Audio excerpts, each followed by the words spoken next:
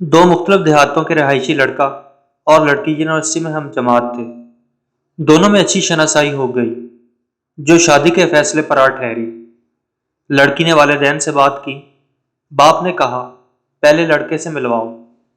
لڑکا پیغام ملتے ہی لڑکی کے گھر جا پہنچا۔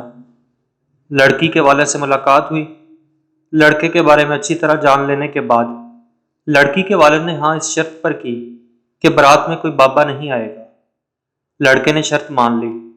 گھر پہنچ کر اس نے اپنے والدین کو اپنے فیصلے اور سسرال والوں کی شرط سے آگاہ کیا۔ بوڑھے والدین پر اکلوتی اولاد کا فیصلہ پہاڑ بن کر گرا، مگر بیٹے کی خوشی کی خاطر مان گئے۔ بارات روانہ ہونے لگی تو باپ نے کہا بیٹا، لڑکی کے والد کی شرط بڑی انوکھی ہے، اس میں کہیں کوئی بدنیتی پوشیدہ نہ ہو، بہتر ہے مجھے بارات کے ساتھ لے چلو۔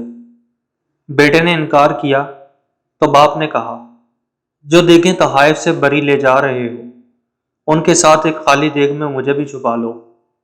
اگر تمہیں وہاں کوئی مسئلہ آئے تو دیگ کے پاس آنا، تھوڑا سا ڈھکن ہٹا کر مجھے بتانا۔ کافی سوچ بچار کے بعد بیٹا باپ کو ایک خالی دیگ میں ساتھ لے جانے پر راضی ہو گیا۔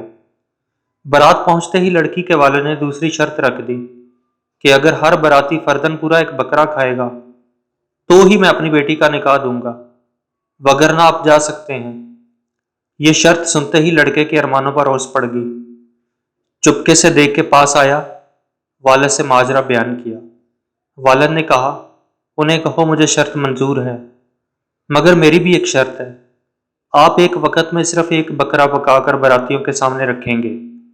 یہ بات سنتے ہی لڑکی کے والد نے کہا یہ بات تم نہیں کر رہے، کوئی بابا کر رہا ہے، اسے سامنے لاؤ۔ پہلے تو لڑکے نے ماننے سے انکار کر دیا، مگر لڑکی کے والد کے اس وعدے پر کہ اب میں بیٹی ضرور بیاہ دوں گا، بتاؤ بابا کہاں ہے، تو لڑکے نے ہونے والے سسر کا ہاتھ پکڑا اور دیگ کے پاس لا کر ڈھکن ہٹا دیا۔ لڑکی کے والد نے کہا تم خوش قسمت ہو کہ اس مشکل سے تمہیں بوڑھے نے نکال لیا، اور مجھے یقین ہے کہ دیگ میں ساتھ آنے کا مشورہ بھی اسی کا ہوگا۔